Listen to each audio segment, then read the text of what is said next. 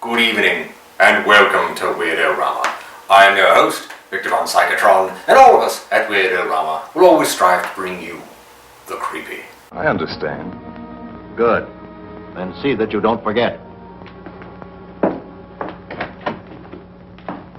And I'm not likely to forget, Mr. Carlton. The strange.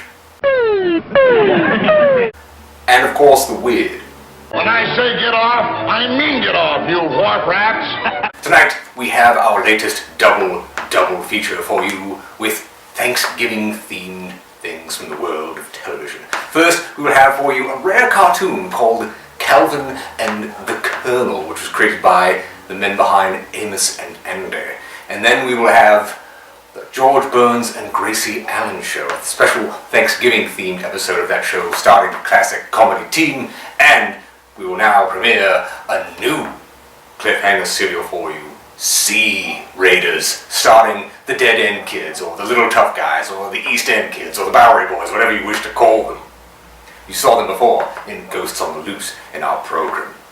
So, lock all of your doors and windows, turn off all of your lights, sit back, have a cup of tea, and enjoy our double feature.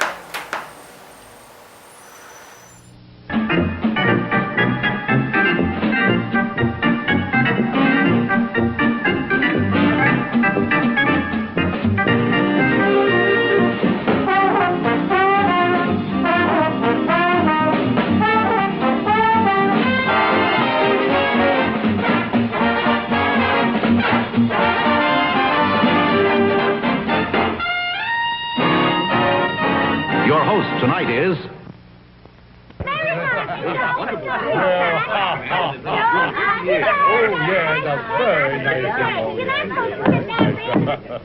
Dear relatives and friends, inasmuch as I have heard various and nefarious rumors that my dear wife and my sweet sister-in-law Sue, that we have been drumsticking and ham-hocking to excess at your various homes over the holidays, I hereby retaliate by inviting all 36 of you to our house 1 year from today for a big turkey and ham dinner on Thanksgiving. He's a jolly good fellow, for he's a jolly good fellow, for he's a jolly good fellow, which nobody can deny. Montgomery, why in the world did you issue an invitation like that? Look, a year from now, they will have forgotten the whole invitation. We haven't got the money to feed 36 relatives. Why, you big blabbermouth, you never should have had that second glass of clam juice. Which nobody can deny.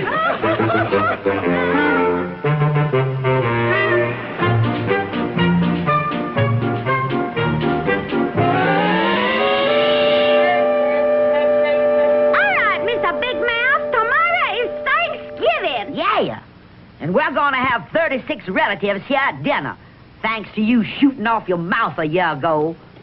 What do you intend to do about it? Well, there's only one thing to do. Put up the quarantine sign and hide under the bed again. I know they're going to be hungry, but I don't think even they will wade through the bubonic plague to get to the giblets.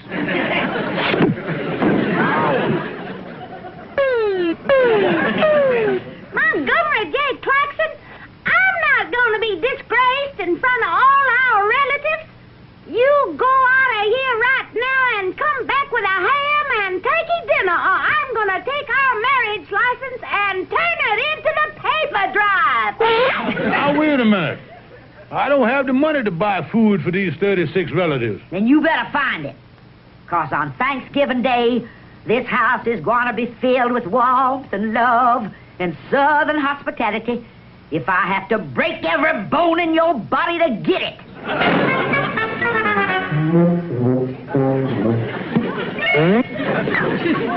Well, I'll do the best I can.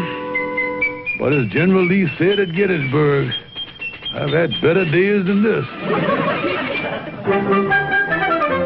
I need at least $50 for the dinner.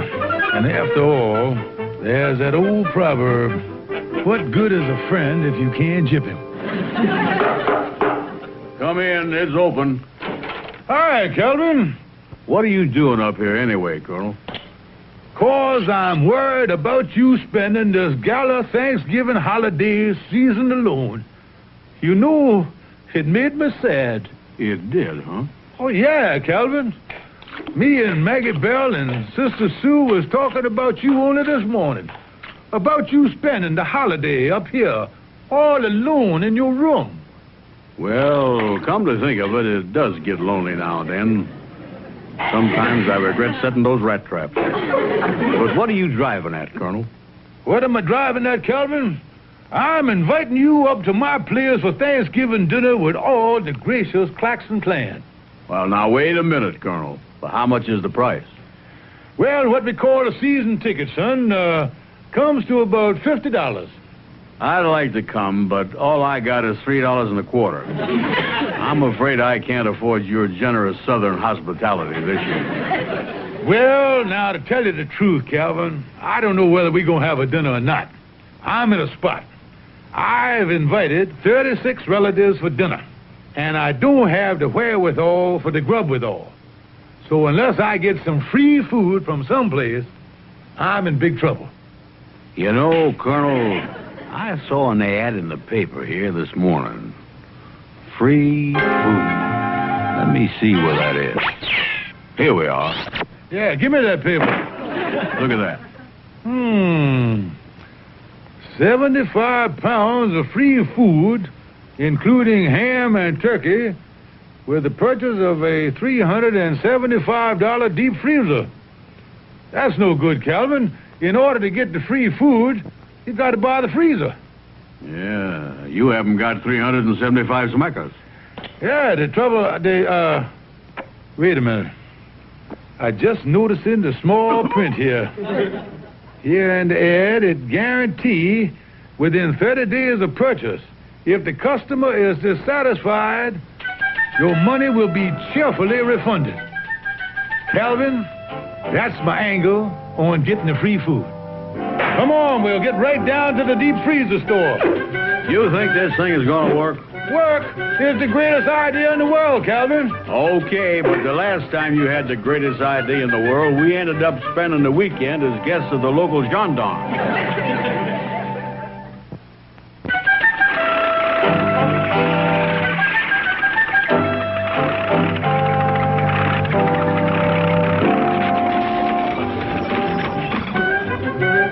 Well, here's the store, Calvin. Yeah.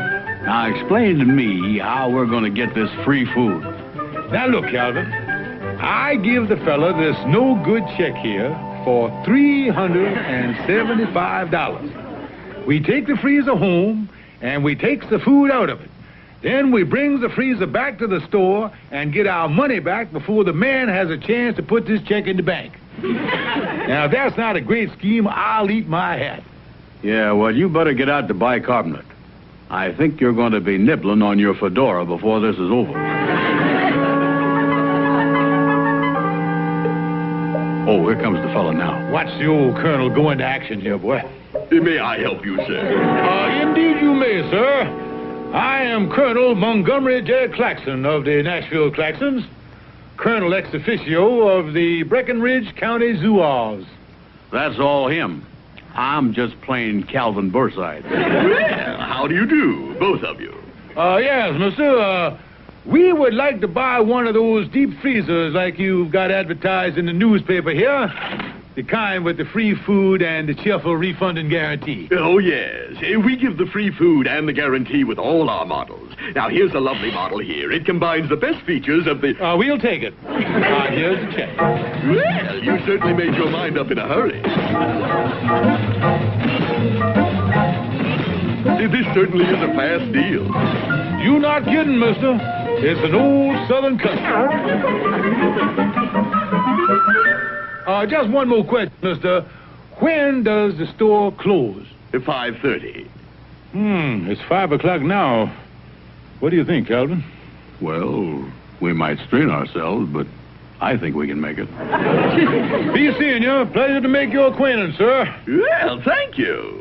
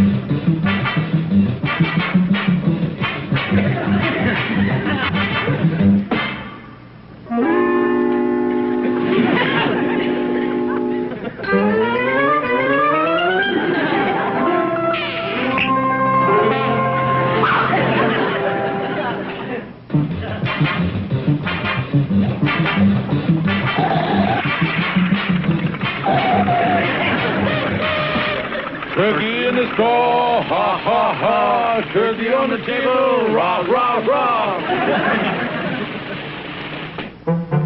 Watch the door there, Calvin. Watch it now. Yeah, easy does it. Well, we made it. It's only 5:20. Uh-oh. Here comes the fellow that sold it to us. You know something? He doesn't look so happy about the whole thing, neither. Why, Colonel Claxon, what's this? You're bringing the freezer back? Yes, sir, we are dissatisfied with it. You're dissatisfied with it? Just a minute. You picked up the freezer at 5 o'clock, and you're bringing it back now at 5:20? Yeah, we'd have been here sooner, only we got caught in traffic. Look, mister, we want our money back. We are dissatisfied with the freezer. Just a minute. Let me see. You didn't bring the food back. We weren't dissatisfied with that. No, that makes us very happy. Look, mister, we are dissatisfied with the freezer. Now, will you please stop shouting at us and kindly refund our money? I am not giving you your money till you bring back the food. Mister, show us where it says in the paper that we got to cheerfully refund the food. Look, I want that free food back that was in the freezer. Well, why must we bring back the free food if the free food is free with the food freezer? Because the free food is only free with the food freezer if you pay the full fee for the food freezer. Yeah, but if you give the free food with the food freezer... Oh, stop it! Please, look, I want my food back. Now, wait a minute here, sir. It's not your food. It's our food. You gave us free food. It was an inducement for us to buy the freezer. That's the way you run your business. Oh, see here, this is ridiculous. You've got to give me that free food.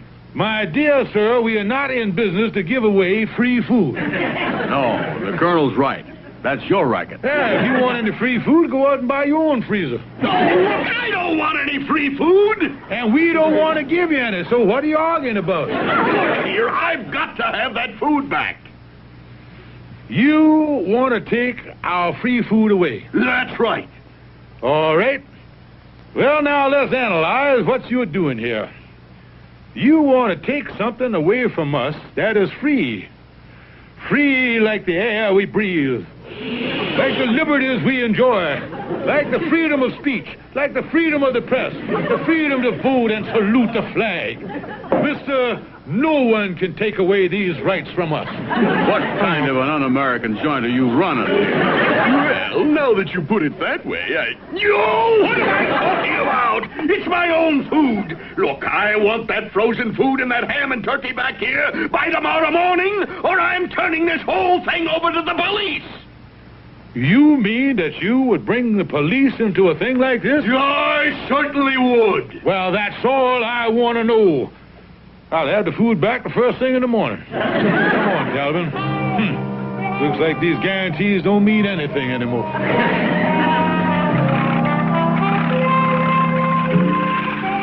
What you gonna do now, Colonel? Only one thing I can do, Calvin. I'll wait till Maggie Bell and the sister get to sleep tonight, and then I'll take the food out of the icebox.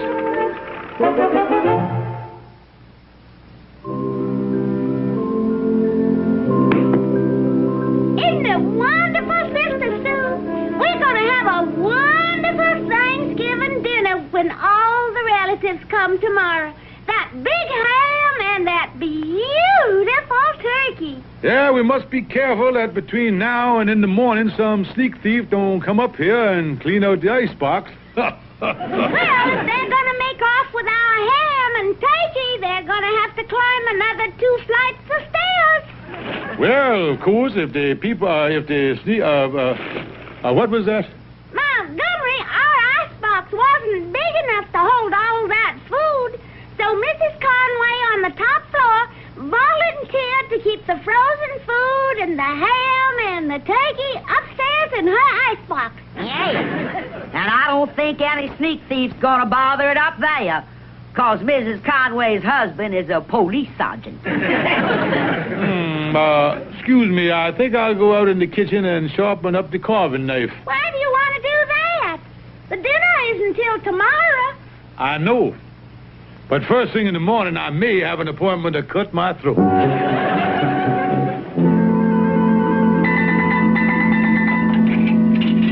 me. I gotta get that food back in that store by tomorrow morning, or I'm in a mess. I'll never get it out of Mrs. Conway's apartment. And her husband is a policeman. Hello, Oliver Wendell Clark speaking. Hello, Oliver. Am I disturbing you? No, you're not disturbing me. I was just watching television. Do you know they actually have people on there talking like animals? It is completely unbelievable. I'm sure it is, but I'm in a mess, Oliver. I gypped a fella out of a ham and turkey and a whole lot of frozen food. Now, he says if I don't bring it back, he's going to make trouble for me. Well, only one thing to do. Take it back. I can't. Maggie Bell stored the food in Police Sergeant Conway's icebox. Police sergeant, eh? Colonel, you'd better not tamper with that refrigerator in person. What you need is some puffy poltroon to purloin the poultry. What do you mean? A real jerky to swipe the turkey. Yeah, Calvin's in this mess up to his neck. And I might as well push his head under the quicksand. Thanks a lot, Oliver. You're welcome, my friend. And the next act on our big shoe tonight is an act I just brought over from Europe. Let's really hurt for 'em, big folks. Fifi the poodle and her performing people. How does he get away with that stuff?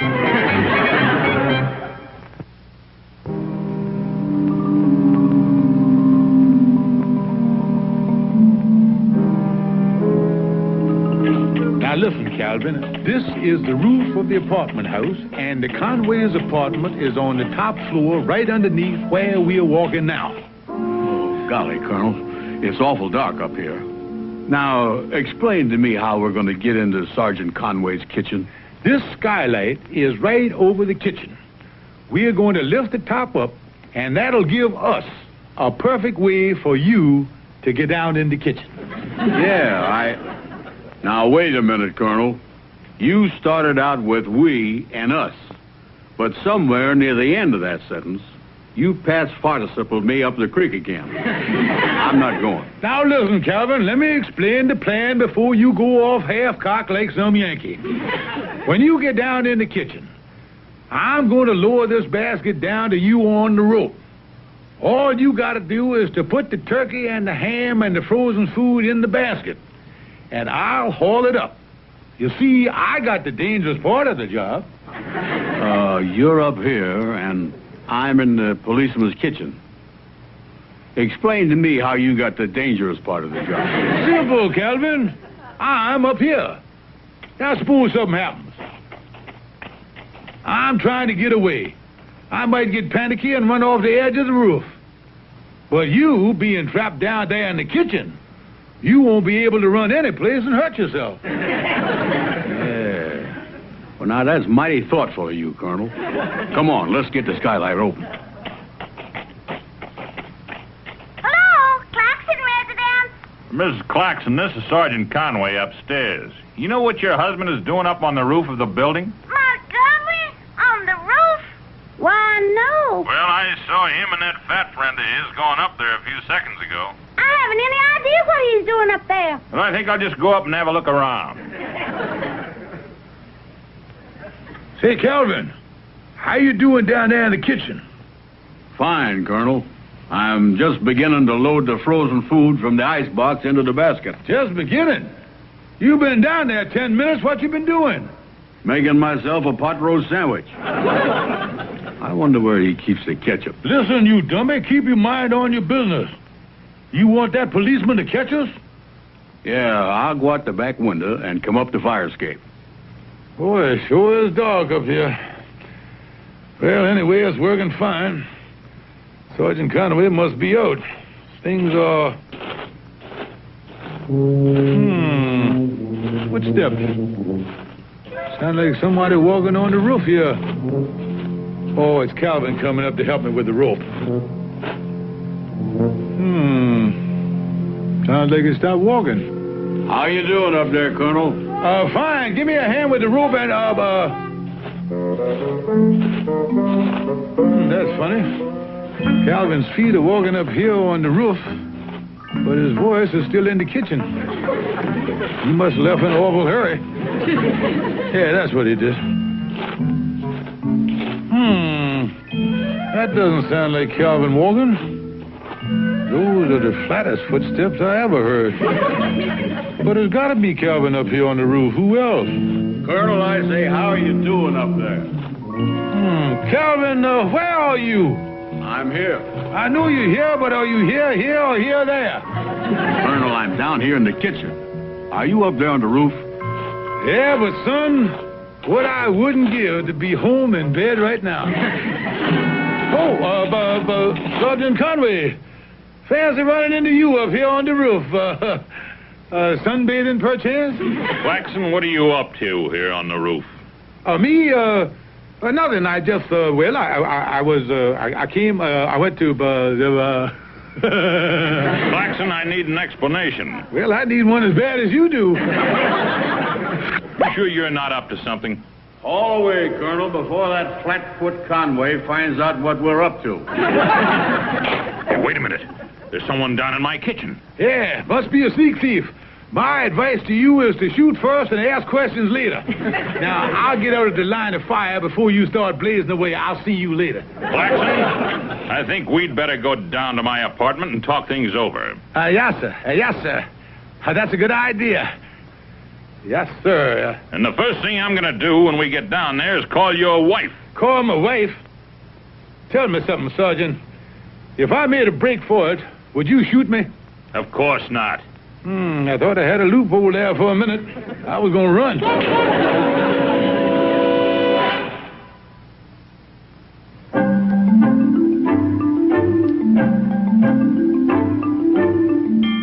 That's the whole story, Myrtle. Sergeant Conway caught us breaking into his kitchen. Oh, that's a shame. But what did Maggie Bell say when she found out? Oh, Maggie Bell doesn't know anything about it. The colonel pleaded with the sergeant not to tell her. Yeah, well, what's he going to do about the man in the frozen food store? The colonel's going to stick to his guns. I'm meeting him at the deep freeze store in an hour. After all, the food was free, and that's that. Well, I still think the man's going to want the food back. The colonel says he doesn't care what the man says. The colonel guaranteed me that we're going to have a wonderful Thanksgiving dinner.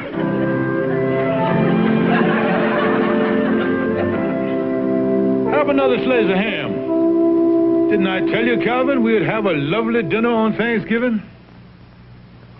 I like the dinner all right, but the judge says we're going to have to spend 5 more days in this iron deep freeze.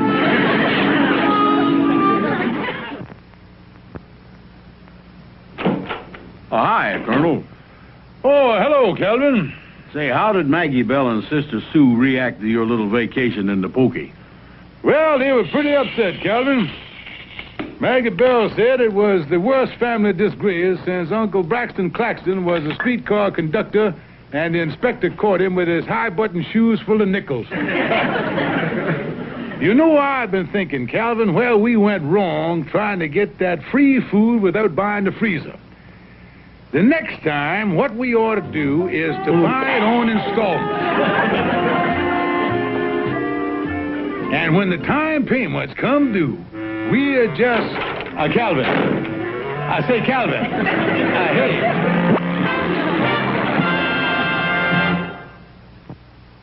Calvin and the Colonel was brought to you by...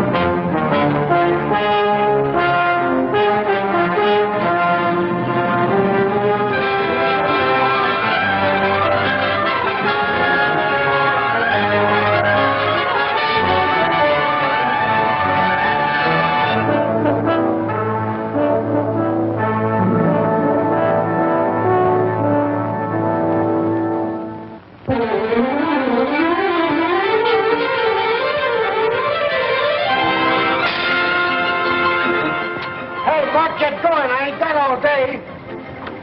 Lights out, Windjammer. What do you think you're yelling at, blubberpoots? At you. Why your sister Aggie lets a lazy lout like you hang around the store is puzzling. You don't like me, huh? Then get a man to help you with that bale of oakum. Ah, stop the gabbing. Grab a hold if you think you're man enough to lift it. Okay, I'll show you.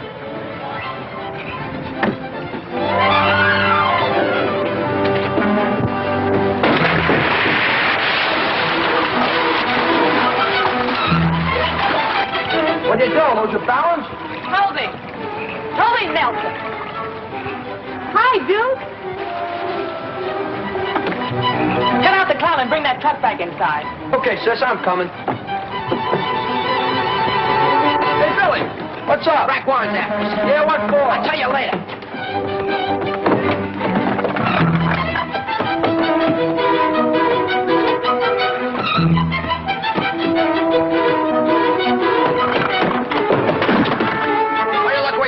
Flatfoot. Why, you mangy little whore, Frank. Ah, what'd I do? Hey, Aggie! Leave me alone. He hasn't done anything. That's what you think, Aggie. But that bunch of tough kids. Ah, why'd you stop it? Well, I've been here all day filling orders for the Dolphin and sailing tonight. Ain't I, Aggie? Yeah, that's right, Brad.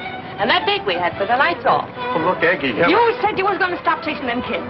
Yeah, but I got them when they break the law, Aggie. I gotta chase them, you know, when they break. That's me, Ah, what are you chasing Mystery Sea Raider sinking all the ships around here? Hey, what's going on here? What's the idea? I suppose you've been working all day long, too, huh? I have to, copper, haven't I, Tom? I imagine he has, Bragg. I sent him over to wash the deck of my speedboat this morning. You're not going to have any more trouble with Billy. I'm not? No. What makes you think so, Adams? Well, because the next scrape he gets into, I'm going to send him out to see his hard-boiled uncle on the desert. Yeah? Yeah. You know that, don't you, Billy? Yeah, sure. That's the right place for him. I hope he starts something right away. If I do, I'll finish it, Flatfoot. Take it easy, Bragg. Go on, get back to work, Billy. What's that for? So I don't have to send you to any uncle. I'll take care of you myself if I have to break your neck. Now get back to work. Lay off me, will you? You know, that wasn't a bad suggestion of Toby's about chasing the Mystery Sea Raider, Bragg. And I wasn't kidding about the date. It's all. But Aggie, listen. Oh, what's the use? She'll get over it, Bragg. Yeah, but Tom, you don't know Aggie. And if it was up to me, all those kids would be in the desert. Forget about it. You take them too seriously, Bragg. Say, what about this Mystery Sea Raider? That's the Coast Guard's job. Yeah, I know, but with all the ships that have been sunk in the last month, you'd think somebody had seen the Raider. You know what I think it is? What? I think it's a newfangled submarine or something. Maybe. Well, I've got to get back to work. How's that new torpedo boat come along, Tom? Oh, great. Launching it tomorrow. I understand the Navy's going to make a test of it. That part of it's up to Carlton. I just built the boat. Carlton? That's the guy that owns that big yacht, the Carl Strand. Yeah. The one with the swell daughter. That's him. He has Captain Lester of the Navy aboard now. They're deciding about the tests. What's he got to do with your boat, Tom? Oh, he puts up the money. Yeah? Hello, Zeke. Hello, Tom. Hello, Bragg. Hello, Zeke. Say, I was wondering, Tom, if I could borrow an 8-inch cleat. Oh, I think we can arrange that.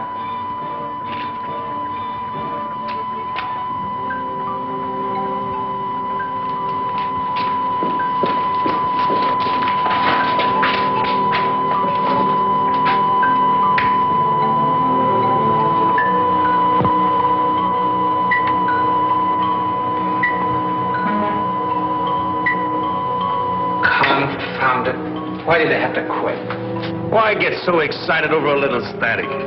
Listen, Warren, that's not static. Every time I've heard that noise, a ship has been sunk. You think it's some kind of a high-frequency detonator or something? No, I think it's a scrambled message, and there's a receiving set that can decipher it. You've been reading too many mystery stories.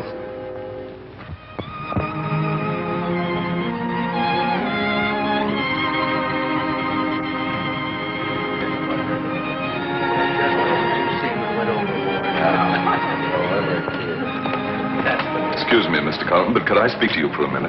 Certainly. Excuse me. Of course. That was Carl Tonges, Father's confidential secretary. Even out here, Father can't get completely away from business, Captain Lester. Don't forget I come under the heading of business, Miss Carlton. Well, building boats isn't exactly a business with Father, it's a passion. I'm surprised he considers selling Tom Adams' boat, even to the Navy. If this torpedo boat is all he claims for it, the government will be fortunate to get it.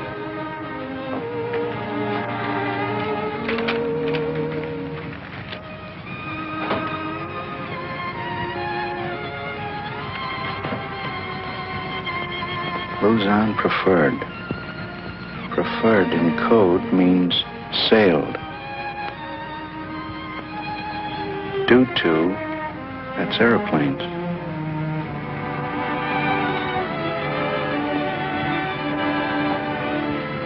Airplanes. A nice quarry, Mr. Colvin. Yes, they think they can escape the raider by leaving in the daytime. Quite amusing. You know, I'm a little confused about the Adams boat. I thought the offer my government made you for its purchase was quite satisfactory. It was. Then why sell it to the Navy? I'm not going to sell it to the Navy. Then why the negotiations with Captain Lester? Just a smokescreen. So that when we arrange with Captain Nelson to steal it, we'll hardly be suspected. Where are you going to keep the Adams boat when Nelson does get it? In a secret slip, built in the hull of the Pelican, Nelson's old fishing barge. An excellent hiding place. You really believe in elaborate precautions, don't you? Yes, when the United States government is concerned. Are the bombs ready for the Luzon? Fenwick's working on them. They'll be ready in plenty of time. Good. Go and hurry them up. How are the bombs? They're all ready. Good. The Luzon is heading directly toward us. All right, Fenwick. Easy now.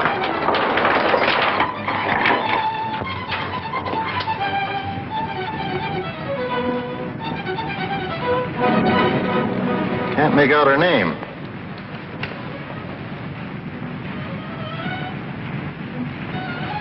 It's the Luzon.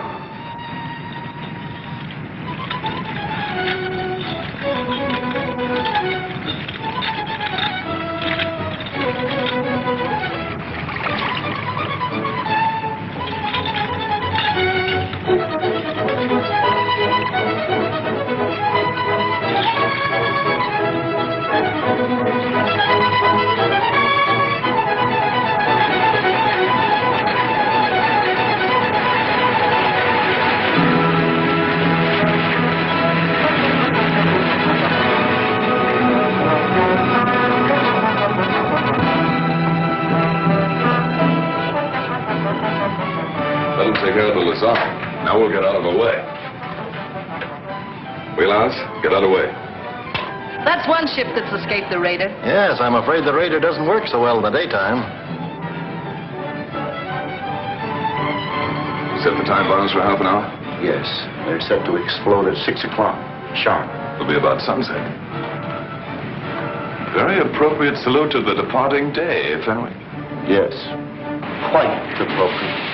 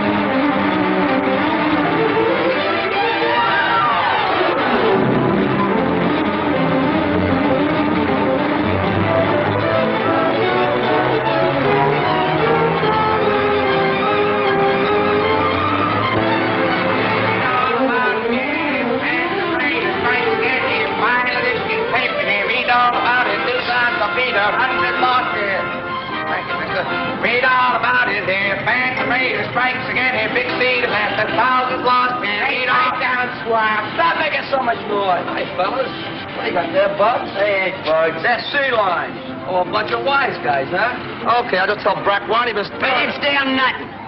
We got them from our own traps, didn't we, Toby? Yeah, we wouldn't rob nobody's traps. What do you take a shover? Not your grandmother. Come on, we got business to tend to. Why don't you stop peddling papers? You'll never get anywhere. Your future's a perfect blank. Why don't you try apples? Anytime you call my treat, it's used to like I treat to my own people. Say hello, Jimmy, Mike, and John, and Francisco. Anybody's okay with me.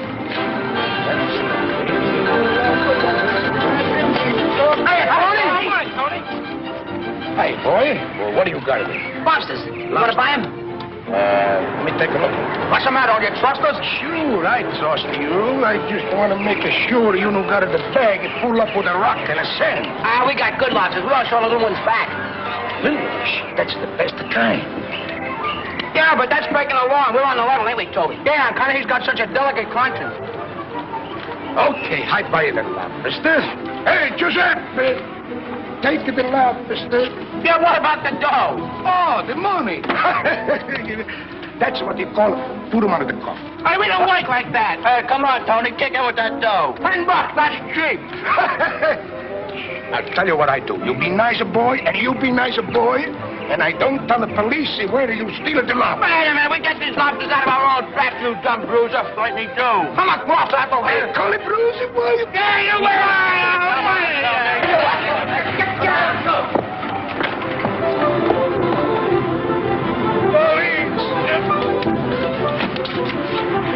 Police! Say, Adams, it's a desert for you this time, kid.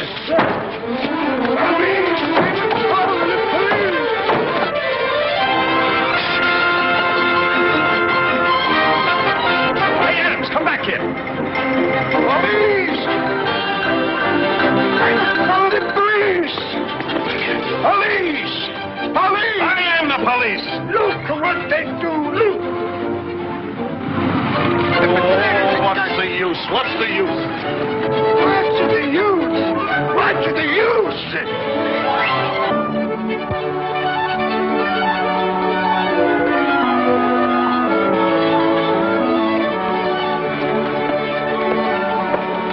Hey, Cap Nelson, you better move your tub someplace where there's some fish. That's the way she goes, boys. It's all in the way you time it. Sometimes there's fish, and sometimes there ain't. Better luck next time. Maybe the Phantom Sea Raider scared them off. Maybe she did. I'll speak to the raider about it. So long. So long, Cap.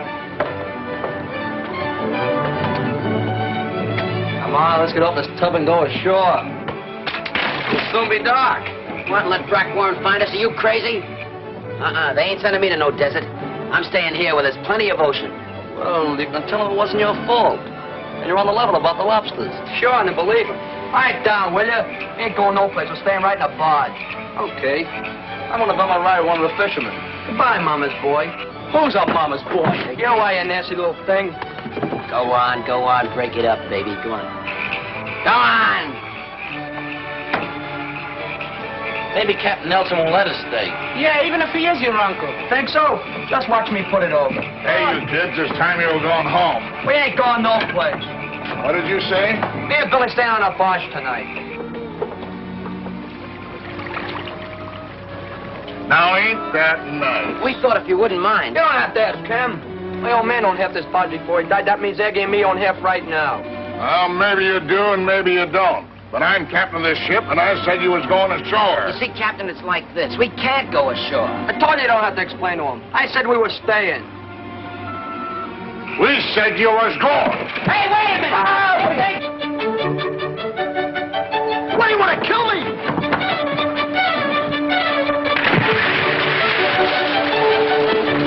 Billy! Billy, I can't swim! I can't swim! When I say get off, I mean get off, you wharf rats. What do you want? It's the radio signal.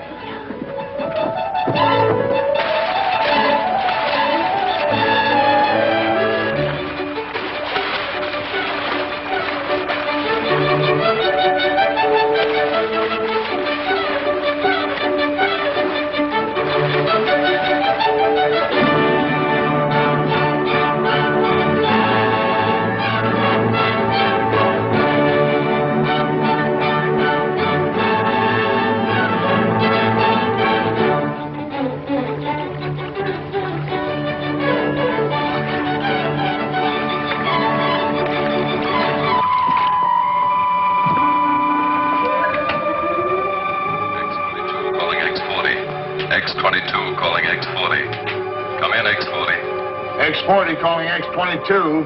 Go ahead, X-22. Dolphin Steel up 7 1/2. Sell Dolphin. Dolphin Steel up 7 1/2. Sell Dolphin. Check back. Dolphin Steel up 7 1/2. Sell Dolphin. All clear. Report later. Well, the Dolphin's sailing at 7:30, huh? Yeah. That means we've got an hour and a half to get out there and lay them bombs.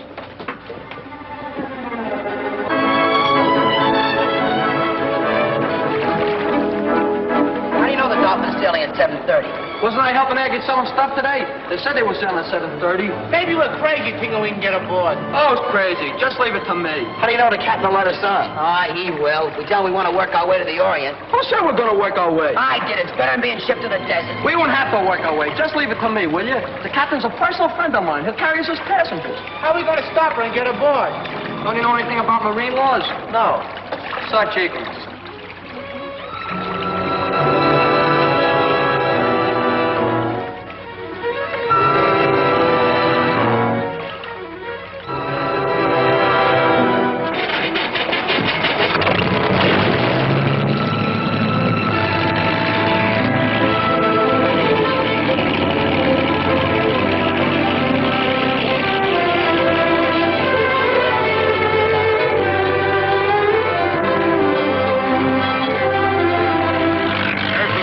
Get the bombs ready. Right.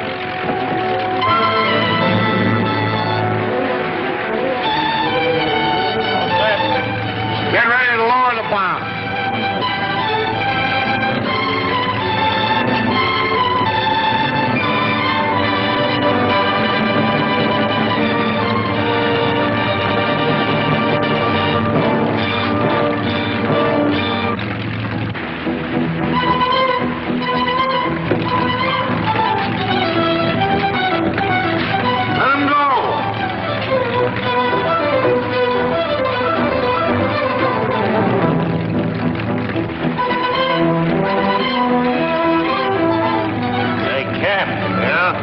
What's the reason for setting them time bombs at only half an hour?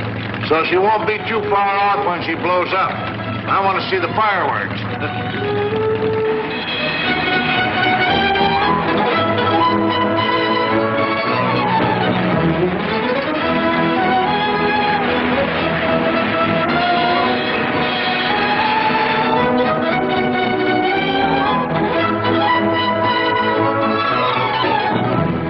Ship, maybe it's the Dolphin. We'll head for it and find out. Oh, boy, hope they stop and pick us up. I'll stop her.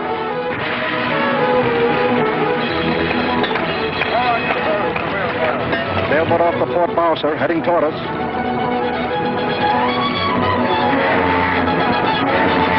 It's the Dolphin, all right. She's headed straight for us. She might ram us.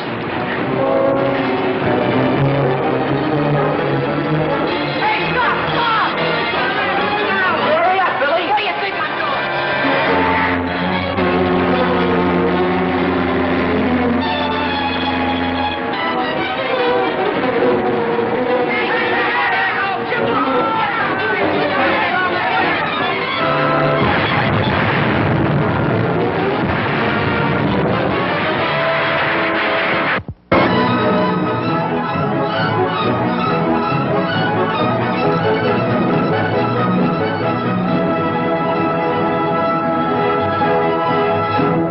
Hello there. This is a demonstration of my new invention, the Goodies Machine. Special for patrons of this drive-in, the machine turns out delicious hot doggies one after the other. And thirst-quenching sodas also. Gives popcorn of the most tasty kind, plain unbuttered. Candy too, crunchy and dandy. Steaming hot coffee and ice cream too. These goodies are at a snack bar just waiting for you.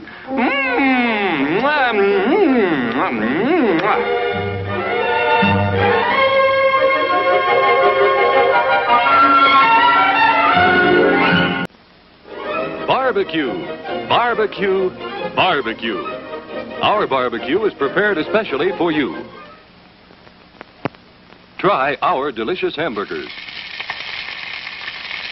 Come and get them at the concession stand.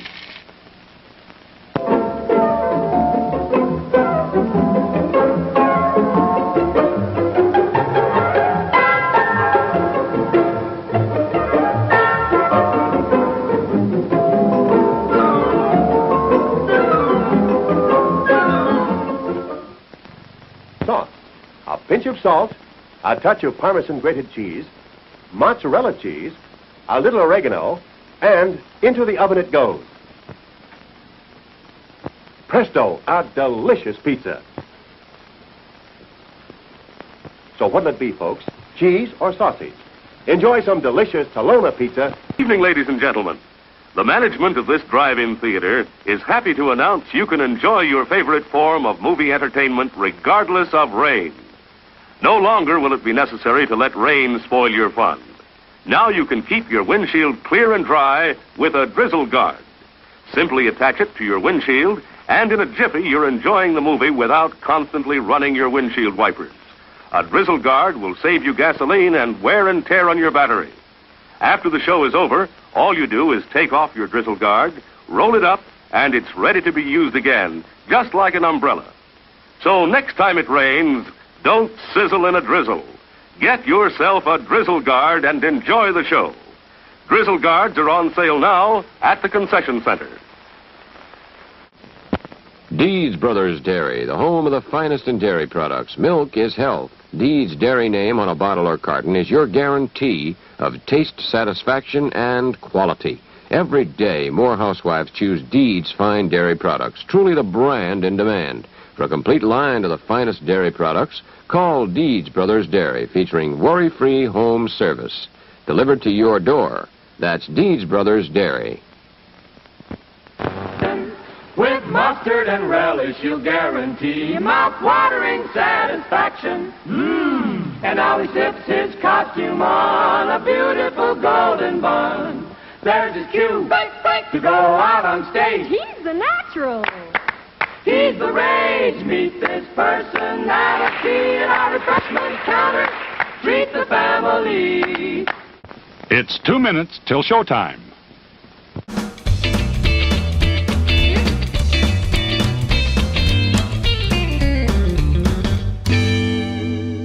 Hello, ladies and gentlemen. Just a few words about some of the cast of the segments of today's double feature.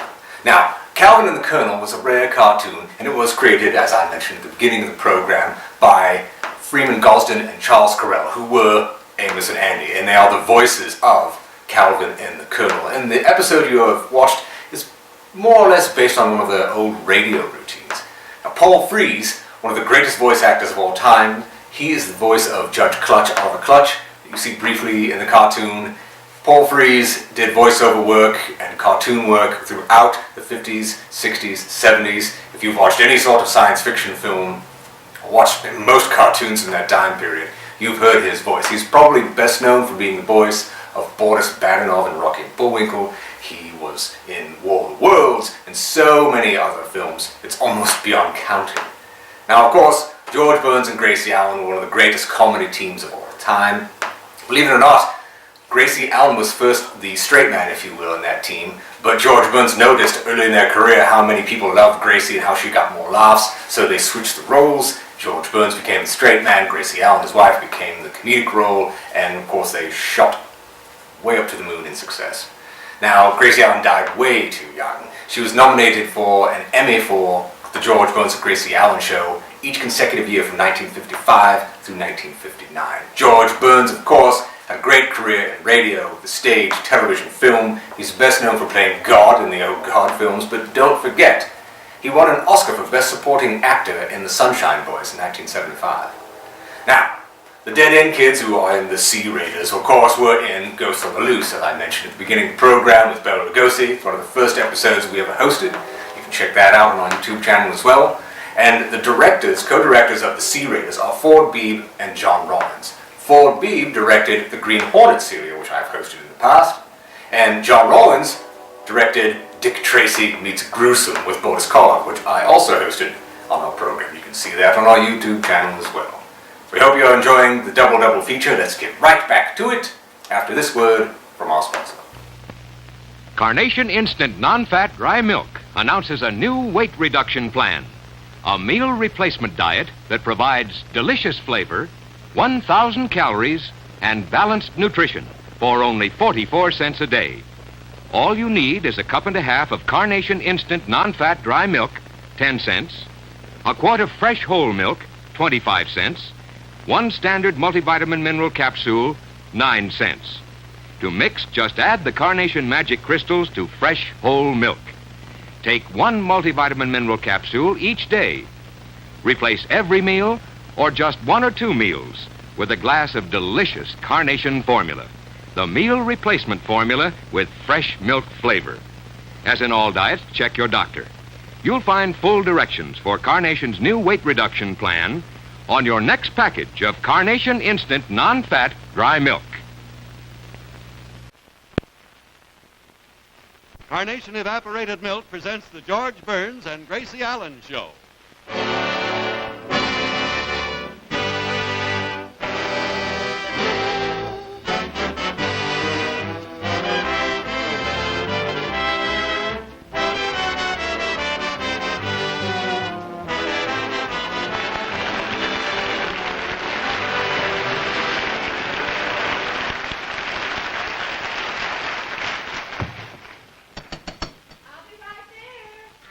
Fine day to go out shopping, Thanksgiving Day.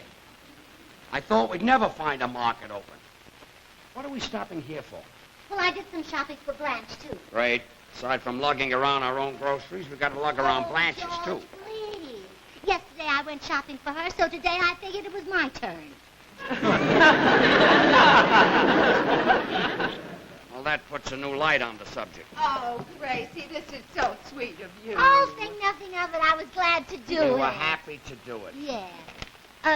Here, George, the rest of the stuff is Blanche's.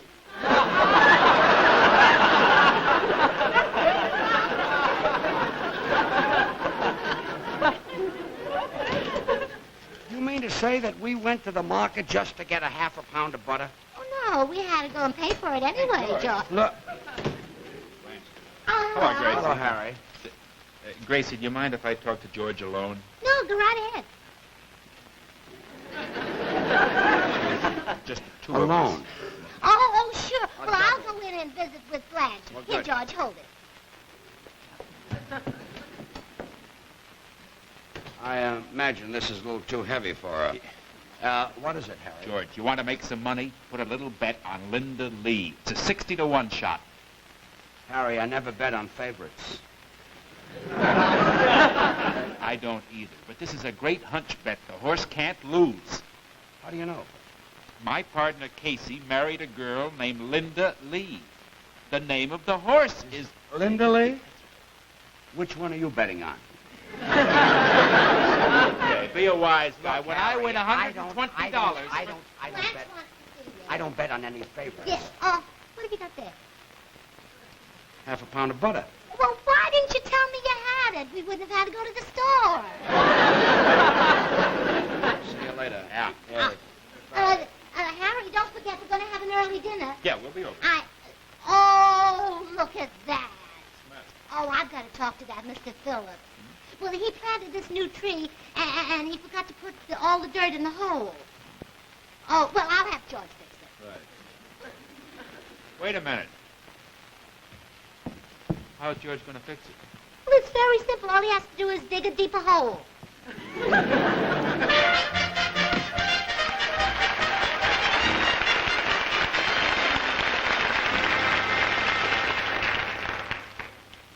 Well, happy Thanksgiving. Now, tonight, we're having turkey. Tomorrow, cold turkey. The next day, cream turkey. And turkey hash. And turkey giblets. And turkey croquettes. Then turkey burgers. And then, naturally, after that, we'll have the leftovers. But I will enjoy tonight's dinner. I haven't had turkey for about 3 weeks now. That's when we finished the one from last year. Believe me, I didn't complain when I was a kid. We came from a big family, and we couldn't afford any turkey. And I went into show business, and things got different, and I had a turkey every year.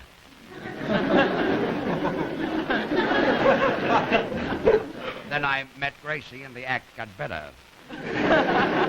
I went to the market with her today. Do you know that if the Pilgrims had sold their turkeys for today's prices, they could have come over on the Ile-de-France instead of the Mayflower? You know, it's funny how customs get started. 300 years ago, a pilgrim went out and shot a turkey, and today on Thanksgiving, everybody has turkey. It's a good thing he didn't shoot a hippopotamus. We have very small plates. You know, I must tell you how Gracie fixed our first Thanksgiving dinner. We were married then about 3 months. And when she brought in the turkey, it looked like somebody had played badminton with it. I said, what happened? She said, well, after I stuffed it, when I tried to sew it up, it kept slipping off the sewing machine.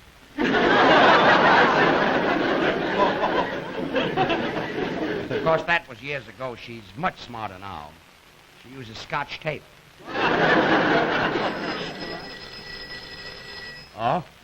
There's Gracie. I'll finish this later. Hello? Oh, is San Francisco calling? Put her on. Hello, Mother. Happy Thanksgiving. What? Oh, you're going to put your turkey in the oven at exactly 1 o'clock? All right, I'll do the same. How's everybody? Oh, good. By the way, George wants to be remembered. George Burns. Well, never mind who he is. He just wants to be remembered. Well, oh, all right. I'll put my turkey in the oven at exactly 1 o'clock. Goodbye, Mother. Happy Thanksgiving to you. Come in. Happy Thanksgiving to you. How do you do? I'm Joe Crawford from the drugstore. Mr. Burns ordered these cigars. Oh, yes. Well, put them right there on the table. I hope you'll excuse the looks of this house, but I'm very busy cooking a big turkey. Yes, well, I guess everybody is. If there's anything I love to smell, it's a turkey roasting in the oven. Oh, really? Well, after I get in, why don't you come over and smell it? I think I'd better see Mr. Burns. Oh, yes. Sit down. George, Mr. Crawford is here with your cigars. I'll be right down. All right. Say, would you like a cup of coffee? Well, all right. All right. You know, I'll never get my dinner ready. Would you peel these potatoes for me?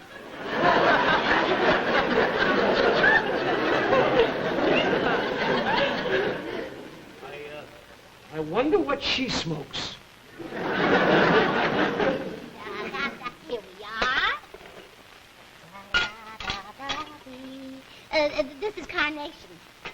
It's contented, you know. Yes, I know. It's very good, too. Mm-hmm. You take sugar? 1 spoonful, please. All right. There you are. Oh, thanks.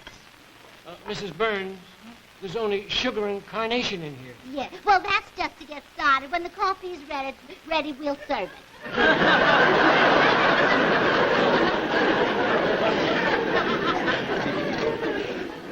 I think I'll wait. How are the potatoes coming? All right, I guess. I never peeled them before. Well, nobody has. That's why you have to peel them now.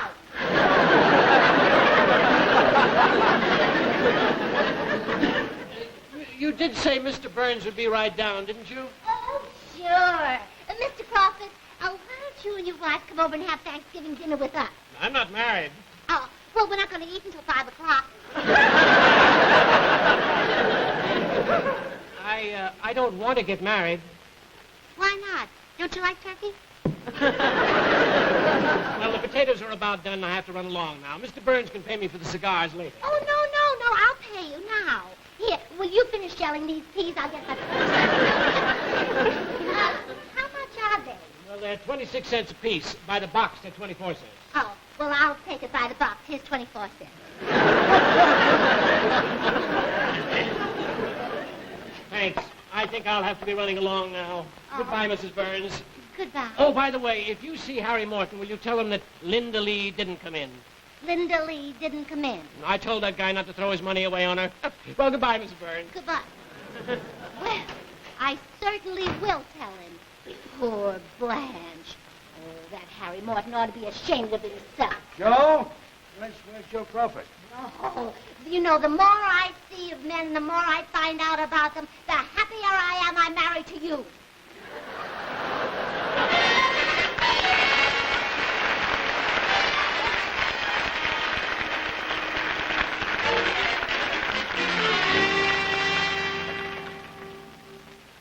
You know that last line was a compliment coming from Gracie? He gets things mixed up. Anything that's backwards makes sense to Gracie. It runs in her family. She told me that her grandmother used to lie down on the sidewalk the minute she saw somebody peeling a banana. That way she wouldn't step on the skins and fall. You see, Here where the light's better. You've got a few buttons missing. Oh, it's Harry. I thought she was talking to Gracie. This one here. Yeah, that's the one I noticed. Hey, by the way, Linda Lee and Casey are going to be at dinner at the Burns' too. Oh, how'd you angle that? I just asked Gracie to invite her. Invite them both. After all, they just got back from their honeymoon. She's been a model all her life. She's never had a chance to learn how to cook. Oh, she's a beautiful girl, though. Gorgeous. The way she wears those dresses. You know, she's only 24. 24. She's 25 if she's a day. 24. No wonder she looks so good in her clothes, the money she spends on them. How would you like it if I put that much in a dress? I'd love it. All right, comedian, hurry up. Dinner's at 5 o'clock, and I want to go over and help Gracie. Promised her I'd drop over. Eat her cooking, and you will. I can't tie this, you know that. Oh, for goodness sakes. 42 years old, and he can't tie a bow. And stop making cracks about Gracie's cooking. She's very good. Yeah. Yeah, last year when she put the turkey on the table, it was still alive. It ate more than I did. Stop exaggerating. I reached for a drumstick and shook hands with me. Well, this time, be sure and not stuff yourself out of shape, huh? Oh, come on in, Gracie. Hi. Hello, Gracie. Men.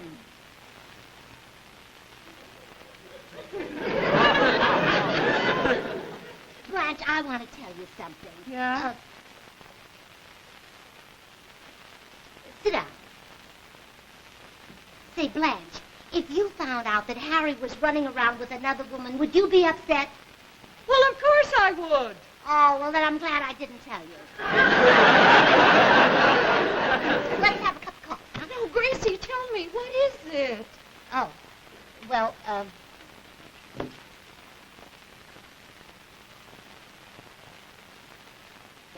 does Harry know a girl named Linda Lee?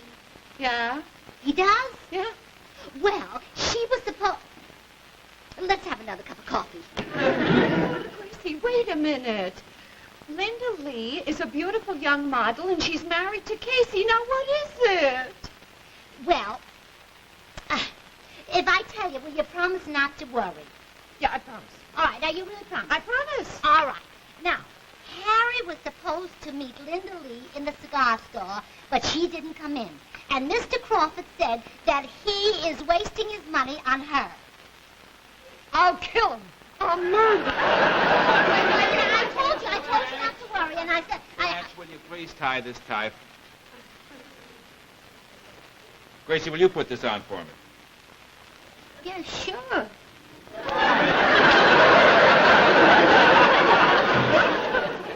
You come back here, you. So you're throwing your money away on Linda Lee, huh? So I made a little bet. Bet? Well, it seemed like a good hunch bet. Here it was in the 5th race. Linda Lee. Linda Lee's a horse? Well, I thought so until she ran last.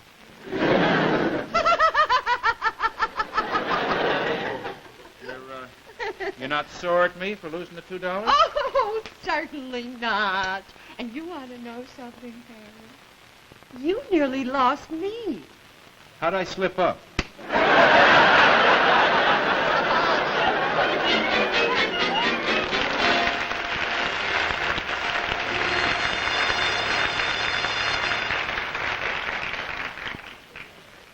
You know those Mortons kill me? They're always having little squabbles. And they couldn't live without each other.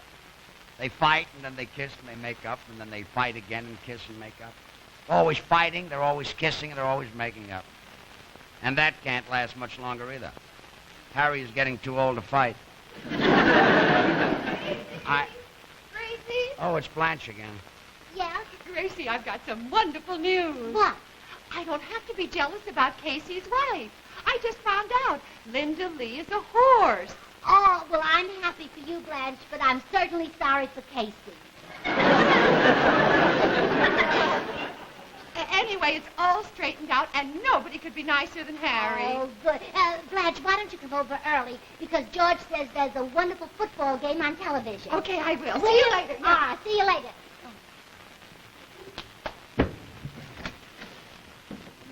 Why, Mr. Casey. Hello, Miss Burns. This is my bride. Hello. This is... That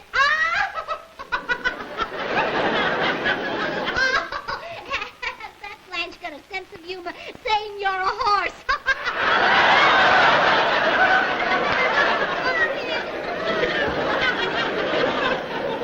Oh, that's very funny. Oh, Miss Burns, I thought you might like a few flowers. Oh, they're beautiful. Thank you. Make yourselves at home and take your things off.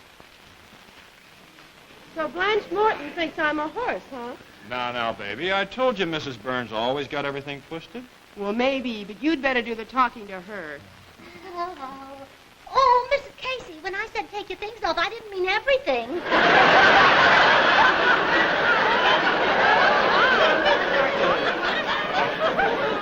Where shall I put my bride's coat? Oh, well, I'll take it. Now, if you'd like to play cards, there's right over there. You can play some gin. Oh. I forgot. You just got back from your honeymoon. You must be tired of playing cards. Is she really that way? From what Harry says, we ain't heard nothing yet. All right. Happy Thanksgiving, everybody. Oh, I beg your pardon. I was... Oh, Harry! Gracie. Happy Thanksgiving. Thank you. Harry, I want you to meet Mr. and Mrs. Casey. This is Harry Von Zell. How do you do? Now, nice to meet you. I've got to go in and see about my dinner, and I want to change my dress. So, will you three entertain each other? Sure, go ahead, Gracie. All right. Go ahead, sit down. Don't let me disturb you. That Mrs. Burns is quite a character. Oh, Gracie is a picnic. Yeah. The other night, I said to Gracie, I'm going to see Jane Wyman in the Blue Veil, and she said, well, why don't you ever wear it when you come to see me? Oh, say, I haven't congratulated you two. I understand you've only been married 2 weeks. 2 weeks and 9 hours. Yeah. Well, I can see you two are certainly in love. Oh, say, I've got a present for you two. Oh, this you must have. As a matter of fact, everybody should have this. This is the Oh, if that doesn't make a happy picture. And always keep it that way, too. Well, really, this will help you keep it that way. This is something that every newly married woman should have. This is a... Excuse me a minute, move forward. This is the cook's handbook. It's a brand new kind of cookbook. As a matter of fact, it's really more than just a recipe book because in addition to hundreds of wonderful recipes, it gives you also hundreds of suggestions on saving money and making cooking easier. It has 15 how-to-do-it sections and over 200 photographs and illustrations. This is the cook's handbook we've been mailing to folks who sent in 35 cents with their name and address. Oh, yes, believe me, this cook's handbook is a must in every kitchen. Well, that's very interesting, Mr. Von Zell. Well, if we ever have a kitchen, we'll certainly remember it, won't we? Yes, we certainly will. Well, I just hope I've been of some service. Oh, hey, here, have you seen this? This is Gracie's piggy bank. The grocer told Gracie that every time she uses a can of carnation, she ought to save 7 cents. So, I just want you to feel... I wish you could see how happy you look sitting there holding hands together. And don't ever let anything change that. Anyway, I'd like you to lift this. Feel the weight of that. Go ahead. It's all right. It won't... Isn't that something? There's a lot of money in there, and you do save... Here, this is important. Excuse me, move over. The grocer was right. Using carnation, Gracie does save money when she uses it in place of regular milk, and she saves a lot more when she uses it in place of cream. Oh, yes, this is it. We'll certainly remember that if we ever get a piggy bank. Yes, the kitchen's full of it. Well, I'll go see if I can help Gracie. Honey, this is the first time we've ever been separated. I missed you, too. Hey, look what I found in the kitchen. Yeah, that was pretty silly, you know. Oh, no, don't disturb yourselves. You stay together there.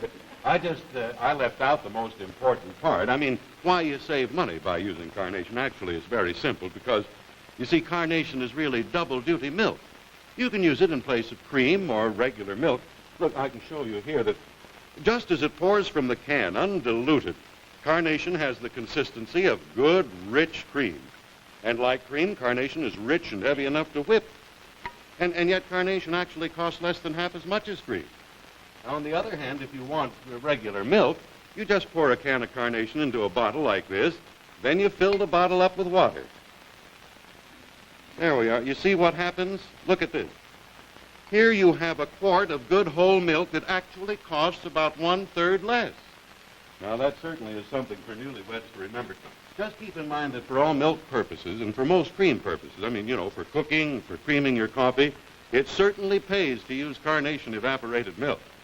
And don't forget that because, well, you can't forget it. As a matter of fact, it says right on the can, excuse me, hold on.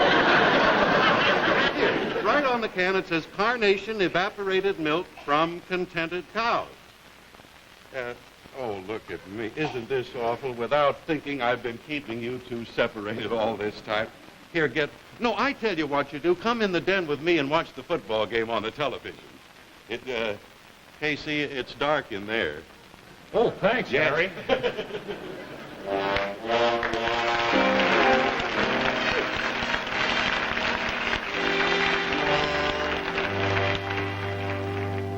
Well, all our guests are here. They're in the den watching the football game while the turkey is cooking. And I must tell you how Gracie cooks a turkey. You see, she and her mother is in San Francisco, they buy the same size turkey, then they put it in the oven at the same time. And when the turkey is done, her mother calls her long distance. The reason for that is Gracie has got some Jell-O in the refrigerator. And while her mother is watching the turkey, this gives Gracie a chance to keep her eye on the Jell-O. You know, in Gracie's... Oh, excuse me. Gracie, can I help you? Oh, no. Why don't you go in the den with the guests and watch the television? Oh, no, I'd rather keep you company. You know, we have 8 people for dinner. I hope we have enough turkey. Yeah, we have. Good. Was it expensive this year? Well, Mr. Myers, the butcher, said that to buy the turkey dressed, it's 58 cents a pound, and not dressed, it's 52. Mm-hmm. Of course, it cost me more to buy it dressed, but I wouldn't go out in the other way.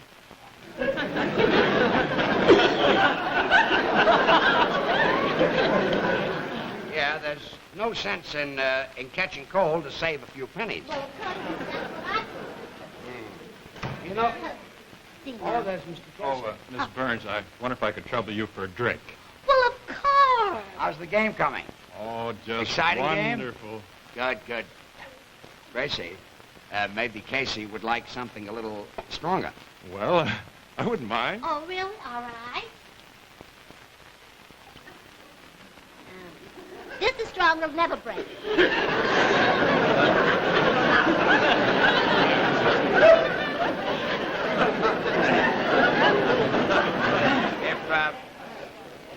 If you're driving, you better have one. Oh, How do they look? hors d'oeuvres. Uh-huh. Beautiful. Good. Oh, they look darling. Say, George. What? Guess who I saw at the market today? Who? Well, yes. Gracie, there are 2 million people in Los Angeles. I don't know. Now, go on, guess. Julius Caesar. No. Guess again. I give up. Tressa Calendar. Tressa Calendar. I never heard of Tressa Calendar in my life.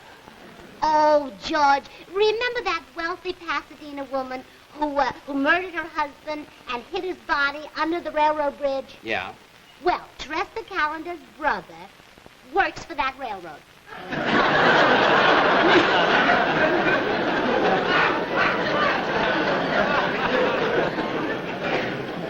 Oh, that Tressa Calendar. I see, yes. Well, how is Tressa? She's fine. Good, Did you know that she was married 3 times? No, I didn't. Well, her second husband, she told me this. Oh? Her second husband's ashes are in a vase on the mantel.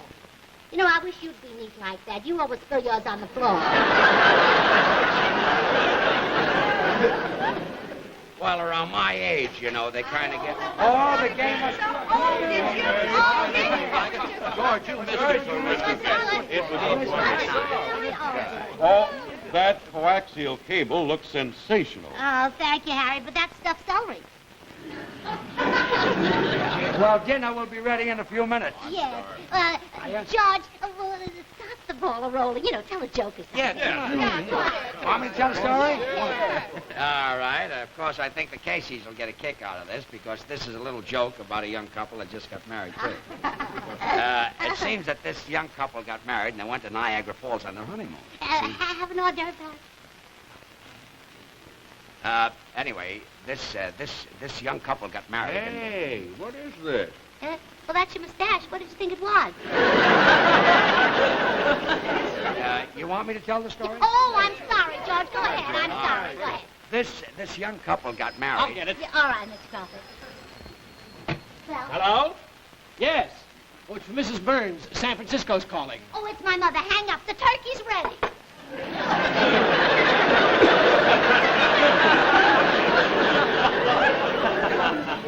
Turkey's done. You can hang up, Mr. Crawford.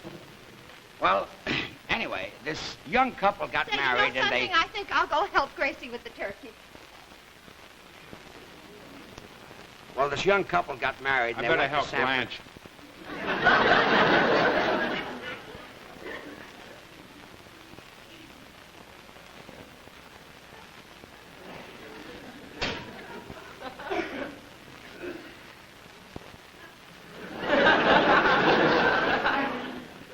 This young couple... We better help her.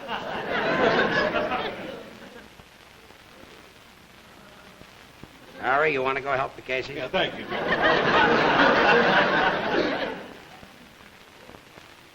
Mr. Burns, do you mind if I help Mr. Von Zell?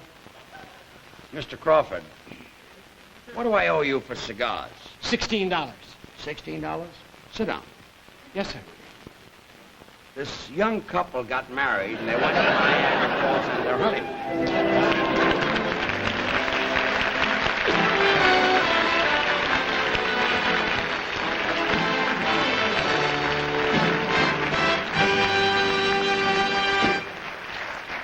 George and Gracie will be back in just a moment. In the meantime, I have something here that should be of interest to everyone. Incidentally, it's something of which we of Carnation are very proud.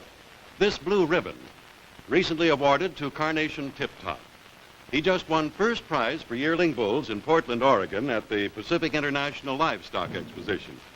Of course, Carnation Tip Top is only one example of many prize Carnation cattle. Here is Tip Top's mother. This is Carnation Homestead Daisy Madcap. She has 4 names, and she's the world's champion producer of butterfat, having produced in 1 year more butterfat than 7 average cows. Enough butterfat to make over 1,700 pounds of table butter. Carnation Milk Farms, the home of contented cows, have for many years pioneered in the development of better dairy herds. And as a result, the entire dairy industry, as well as you, the consumer, as a consumer of milk and milk products, have benefited. So it's really no wonder that Carnation, the milk from contented cows, is a standard of excellence throughout the world. And it's with admiration for a job well done that we salute Carnation's newest champion, Carnation Tip Top. And now, here's Carnation's own contented couple, George and Gracie.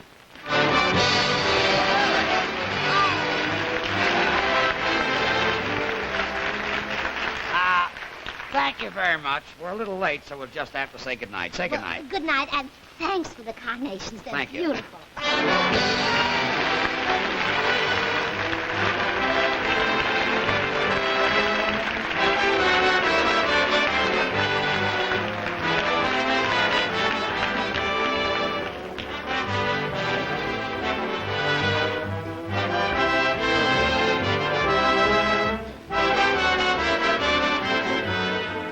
In tonight's show were Charles Lane as Joe Crawford, Jerry Cameron as Linda Lee, and James Warren as Casey.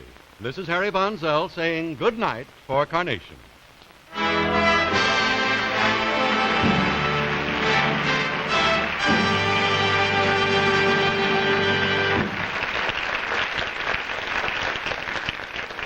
This is the CBS Television Network.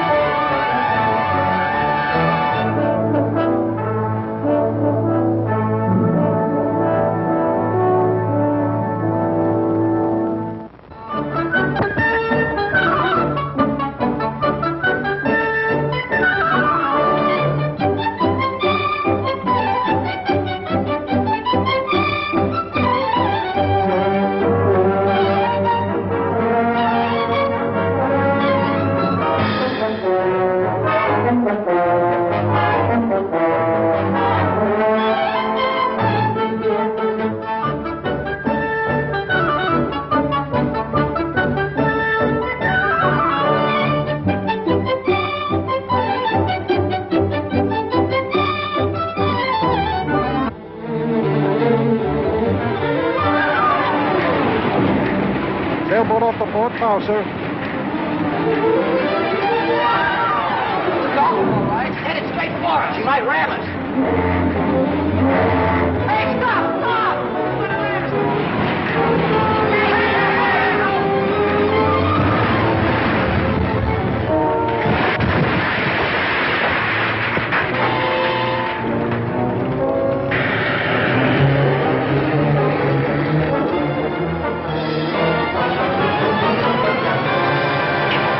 Well, that takes care of the dolphin. Hey, Cap, let's hurry up and get out of here.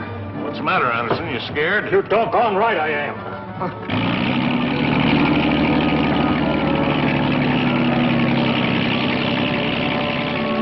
Can you guys hang on?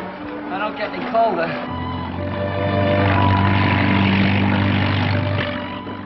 You know, Jim, if my judgment is right, that explosion happened right around here someplace. Yeah. If it was a mystery sea raider, it might have got the dolphin. Yeah, you're right.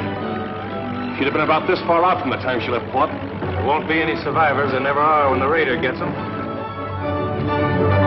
Hey, there's a boat coming. Yell for help. Hey, it sounded like it came from out there. Yeah, it did. Hey, you see us? It's the Coast Guard, maybe. Or a police boat. It's all like a big Frank Warren. Yeah.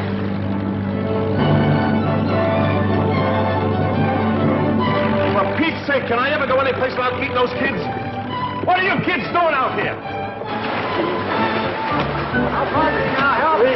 I ask you, what are you kids doing out here?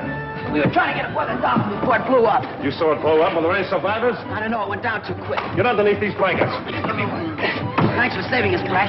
Hey, would you mind getting a sailboat? Never mind about that sailboat. You won't be needing any sailboat where you're going in the next couple of years.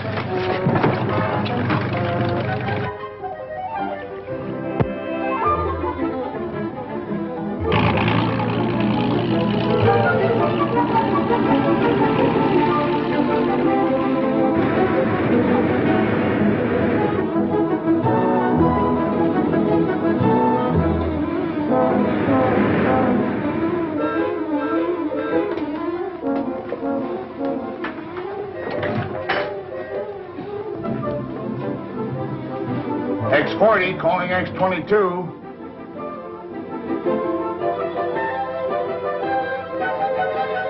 X40 calling X22. Come in, X22. X22 calling X40. X22 calling X40. Go ahead, X40. Dolphin steel down. Sold Dolphin Steel. Come in, X22. Good work. Coming in tomorrow. See you then. Good night.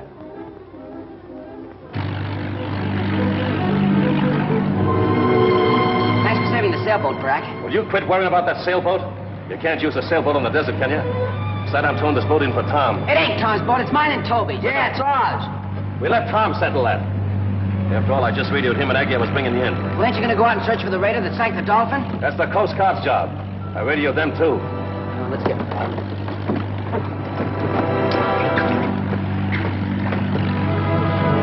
He ain't going to ship me to no desert, even if we have to slip over the slide and swim ashore. What do you mean, swim ashore? You know I can't swim. Ah, you'd make a fine sailor. Can I help it if I'm allergic to water? Never mind, I got an idea. We won't have to swim. Let's crawl under the blankets like we were asleep. I'll tell you all about it. Kids are curled up under the blanket. I'll bet they're sound asleep. All right, Jim, we better leave them there till we find out what Tom and Aggie want done with them. Okay, I'll find out if the Coast Guard picked up anything. Right.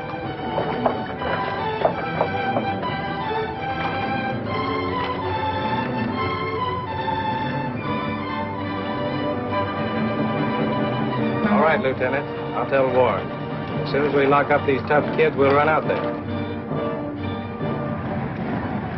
Well, I brought your two precious darling little brothers back. What do you want me to do, throw them in jail? You're not doing anything of the kind, Brack Warren. Well, Tom says he's going to send Billy to the desert. Ain't you, Tom? I guess it's the only thing I can do. It sure is. The hardened young criminals. Listen here, Brack Warren. You lay off them kids. They're all right if you know how to handle them. Where are they now? Oh, they're out on the deck of the launch, huddled under some army blankets. And they're sleeping as peacefully as doves. Come on, let's take a look. Oh, the poor kids.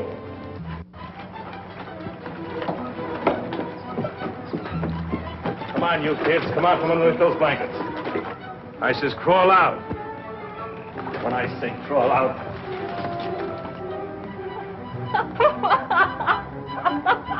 What's so funny, Aggie? What's so funny? You Letting hardened criminals slip through your fingers. What's the use?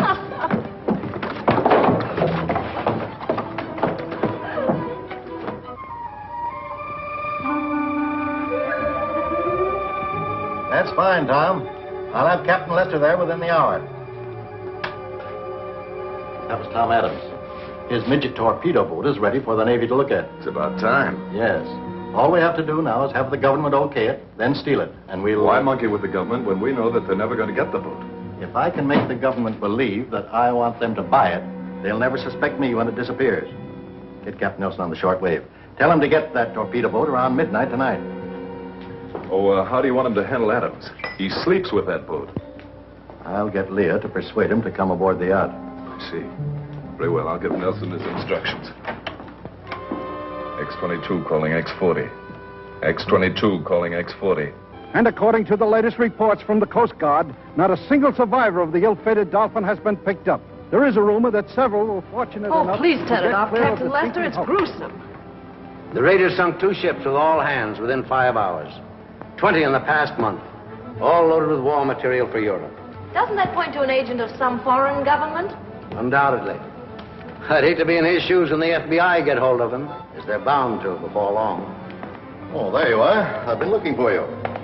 I've been talking with Adams on the short wave. He wants you to go over and look at his torpedo boat. Fine. When can I see it? Immediately. I said I'd have you and Leah go over there at once. Oh, aren't you coming? Unfortunately, I can't. I'm expecting an important radio from San Francisco.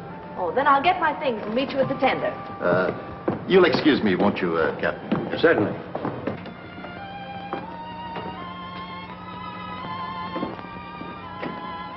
Oh, Leah.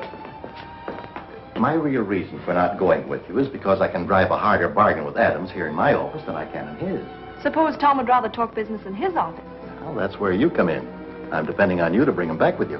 What makes you think he'd do it for me just because I ask him to? By the way he looks at you. And if I'm any judge, it's not altogether one-sided, is it? Why, Father, I believe you're turning out to be a matchmaker, and I rather like you in the role. I'll bring Tom. I'd advise you to discourage any interest your daughter may have in Tom Adams. So? Why? Because I don't like it. Oh, you don't like it. Listen, Donges, my deal with you and your government is purely business and doesn't in any way involve my daughter. Is that clear? No, not entirely. Behind bars for the rest of your life. Now, do you understand? Yes, I understand. Good. Then see that you don't forget. And I'm not likely to forget, Mr. Carlton.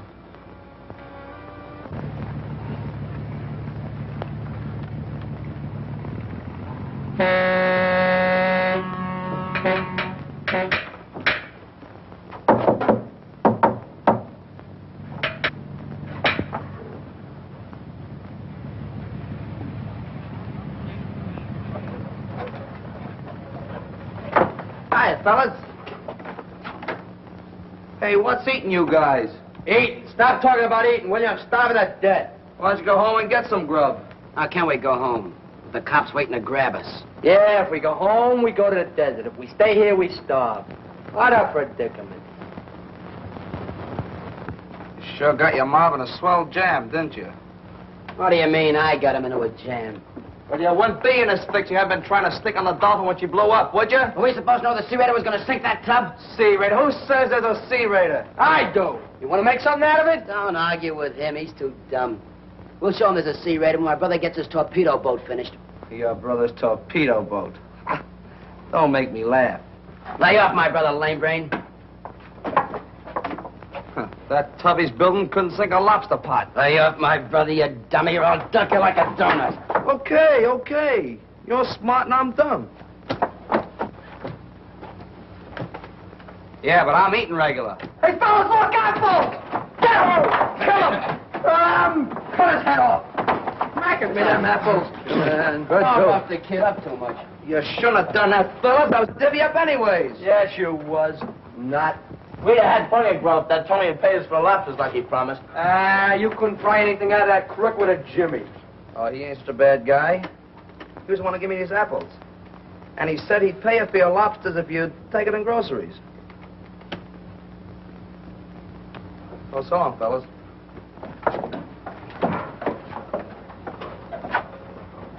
Groceries? Hey, you hear what he said? Tony's gonna give us groceries. Ah, use them. It's all sticking our necks out.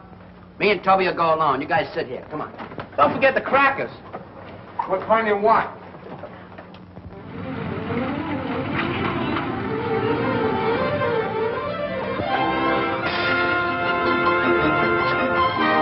Hiya, Tony.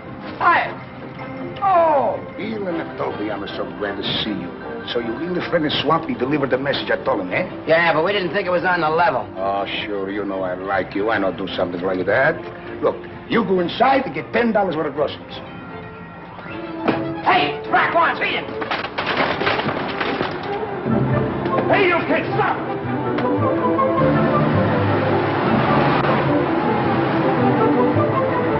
Police, they got you, they really... I'm the police. Follow that truck.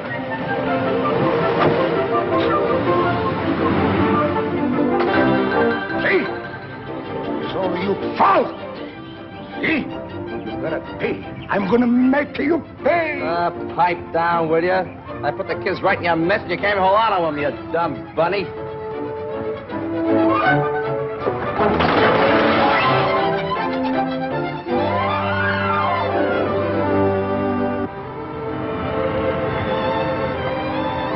Ah, isn't it great to be free? Yeah, to roam in the park with the birds.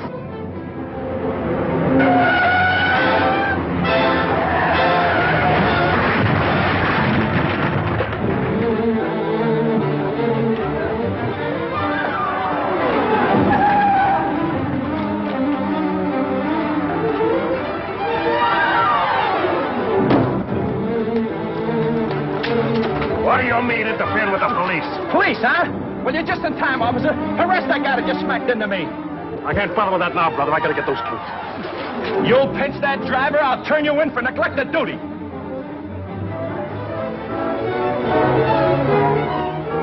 Why do these things always happen to me? What's your name, brother? If she performs as well as she looks, Adams, I think you've got something the government will want. I'll have the motors tuned up by Wednesday and we'll give her a whirl. Fine.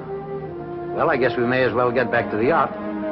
I have a very special invitation for you to come back to the yacht with us, Mr. Adams. Oh, there isn't anything I'd rather do, really, but... Then it's all settled. We'll wait for you at the tent. Paper, Mr. Adams. Oh, pardon me. Certainly. What? Have you seen Billy since last night? Look, if I never see that guy again, it'll be too soon, the rat. Come here. Listen, you know where he hides out. Get a message to him for me, and there's 4 bits in it for you. What kind of message? Tell him there's a city job waiting for him here at the boatworks. If you'll take it, we'll forget all about the desert. Double the ante, and I'll try and find him for you. Better have him come around in the morning. I have an important engagement tonight. Oh.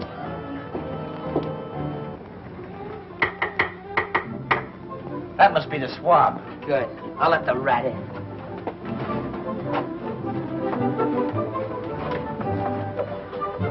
Say, Billy. Thought you could famous and get away with it, huh? I don't know what you're talking about. Oh, yes, you do. Open that door. It'll be a pleasure. I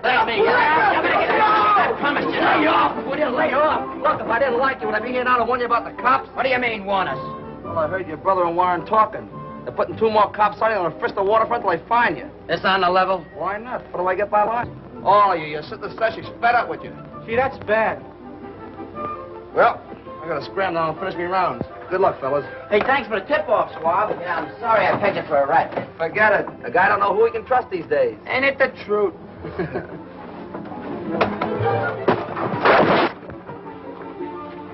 Well, you see what chance we have of talking our way out at home, don't you? Well, what are we gonna do? Stay here till they catch us? I don't know. But I know what I'm gonna do. I'm gonna take that boat tonight and head down the coast for Mexico. Yeah, that's it. We're with you, Billy. What are we gonna eat on the way down? Seaweed? What are you talking about? We'll all go over to my sister's store tonight and fill the boat with canned goods. That's a swell idea. Oh, no, we don't. Taking a boatload of dry house is stealing. And that's out. Look, the stuff belongs to my sister, don't it? Make out a bill and charge it to me. Sure, that's we told it at the beginning. Yeah, that's a good idea. And we can pay her back after we get to Mexico, as soon as we get a job. Sure thing. Yeah, and I'll charge Aggie commission for selling the stuff. And I got a brain. Come on, let's get ready. Hot dog. Anderson, you let her down the ways, and as soon as we're afloat, sneak back to Adams' office and get those blueprints. Blueprints? If you got the boat, what do you want with blueprints? Carlton wants them. That's part of his deal with the foreign agents. Okay, but if I get caught, you've got to get me out.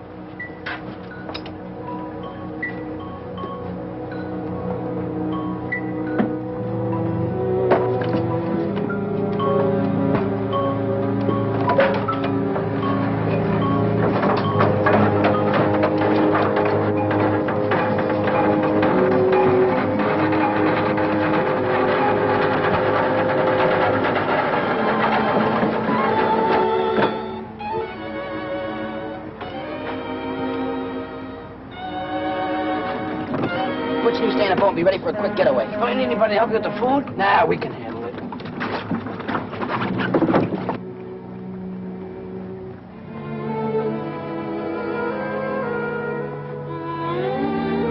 How are we gonna get in?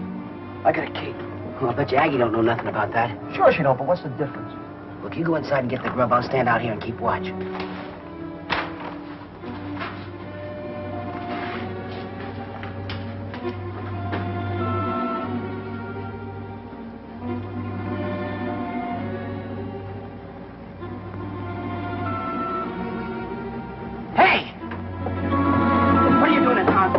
Swiping something? Out of your business, you little wharf rat.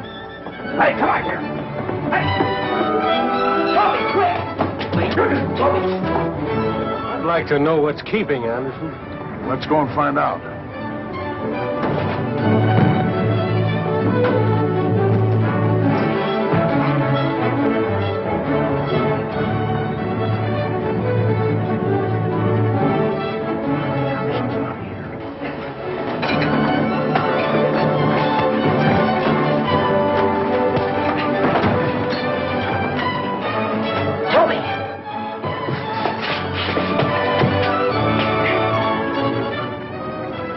Somebody in there.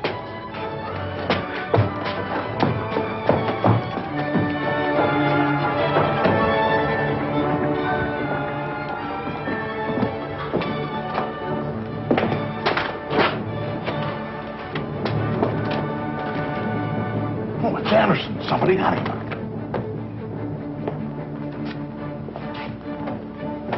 You got the blueprints, all right? Well, swell. Help me get him out of here. Oh, we better get him out of here quick now. Both of them will go up like gunpowder.